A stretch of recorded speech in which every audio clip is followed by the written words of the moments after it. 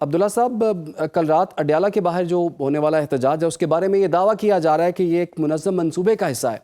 तो आप इस इल्ज़ाम को किस तरह से देखते हैं? बिस्मिल्लाहिर्रहमानिर्रहीम। बहुत बहुत शुक्रिया। किसी भी इल्ज़ाम को जांचने के लिए उसके पस मंज़रनामे को जो है वो देखना बड़ा ज़रूरी होता है। और पस मंज़रनामा ये है कि इनकी जितनी भी मखासमत थी वो तो सियासी लोगों के साथ थी, सियासत के साथ थी, हुकूमत के साथ थी। लेकिन फिर जीएचक्यू पे हमला करना, आईएसआई की तरफ रुख करना, एयरफोर्स बेसों को जो है वो नज़र आतिश करने की कोशिश करना और कायद-ए-आज़म का घर जो है नज़र आतिश करना, रेडियो पाकिस्तान पेशावर को जलाना और पाकिस्तान की जो एक सालमियत और पाकिस्तान के लिए बाइश फ़ख्र चागी के पहाड़, जिसके अंदर अल्हम्दुलिल्लाह पाकिस्तान ने न्यूक्लियर धमाके करके अपने आप को आलम इस्लाम की वाहिद सुपर पावर बनवाया, उसके मॉडल्स को जलाना, ये किस मंसूबे का हिस्सा था? ये भी तो पता चले ना, क्योंकि मक्स आपकी मखासमत जो थी, वो तो सियासतदानों के साथ थी, लेकिन आपका रुख जो था, वो एस्टेब्लिशमेंट की तरफ था। आखिर ऐसा क्यों? अब अगर ये पस मंज़रनामा हम नज़र में रखें, तो हमें ये पता चलता है कि अमरीकी जो साज़िश थी, वो फिर वहाँ साइफ़र से शुरू होने वाला जो ड्रामा था, वो ख़त्म हुआ अमरीकी सिफ़ारिश पे जाके पहुँच गया और 368 जो अरकान कांग्रेस थे, उन्होंने बाकायदा अमेरिका में बैठ के जो है, वो कहा कि जनाब इमरान खान साहब को जो है वो रिलीज़ किया जाए। ये जो बाइडेन इंतज़ामिया के दौर की बात कर रहा हूँ मैं जी, आपको, जी। 2024 की। अब मुझे ये बताइए कि अब हम आ जाते हैं उन तमाम जो कांग्रेसमैन और सेनेटर्स जिनको लॉबी के तौर पर रखा इन्होंने, ये वो तमाम लोग थे जो पाकिस्तान मुखालफत और इज़राइल हमायत के अंदर, भारत हमायत के अंदर अपना शानी नहीं रखते थे। तो ऐसे ही लॉबियिस्ट मिले थे इनको। पाकिस्तान को आईएमएफ और वर्ल्ड बैंक ने कर्जा देना था, जो कि पाकिस्तान की गरीब कौम की ज़रूरत थी, क्योंकि मुल्क डिफ़ॉल्ट हो सकता था। लेकिन उस टाइम पे पाकिस्तान को ये कर्जा मिल रहा था, लेकिन पीटीआई के लोग जो थे, वो धरना दे के जाके बैठ गए आईएमएफ के सामने। ये इसका पस मंज़रनामा है।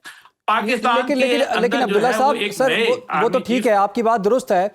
आपने अमेरिका का जिक्र किया, बाकी जगहों का जिक्र किया, वो ठीक है। लेकिन इमरान खान की बहनों का भारतीय मीडिया में उनकी अपीयरेंस जो है, देखिए उनकी टारगेट ऑडियंस तो पाकिस्तान में है ना, वोट बैंक तो पाकिस्तान में है, जितना भी है उनका, वो 70% के, 80% के, 90% के, जितना भी है। तो इंडिया में जाके अपना बयानिया पेश करना, इंडिया से क्या मदद मिल सकती है उन्हें? देखिए, मैं यही तो गुज़ारिश कर रहा हूँ कि आखिर आप समझें, ये जो पाकिस्तान को कर्ज़ा मिलना था, पाकिस्तान के दहशतगर्दी के खिलाफ जब पाकिस्तानी फ़ौज रोज़ाना कुर्बानी देती है, शहादतें लेती है, अब उसके खिलाफ खड़ा होना और उनके साथ देना जो दहशतगर्द हैं, दहशतगर्दों का साथ देना क्या पाकिस्तान के लिए ये वफ़ादारी का सबूत है? तो आप समझ लें ना, एजेंडा जो है वो इसराइल और भारत का एजेंडा है। जो पाकिस्तान को डीन्यूक्लियराइज़ करना चाहता है।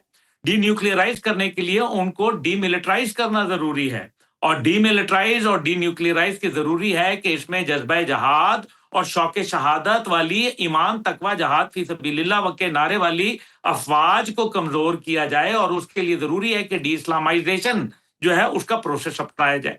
अब्दुल रज़ाक दाऊद थे और वो आते ही इनकी हुकूमत थी 2018 में।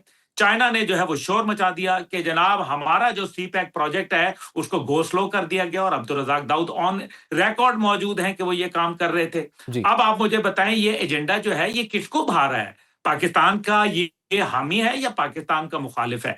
अब आपको समझ आ जाएगी कि भारतीय टेलीविजन पे बैठ के जो उनकी टारगेट ऑडियंस है, जी। आपको जरा मेजर गौरव आर्या का जो याद होगा बयान कि इमरान खान को दुश्मन ना कहो, बुरा ना कहो, इमरान खान तो हमारा दोस्त है। इसके ये जो अभी इमरान खान साहब के हवाले से आया कि जी उनकी तो जेल में मौत वाक़या हो गई है।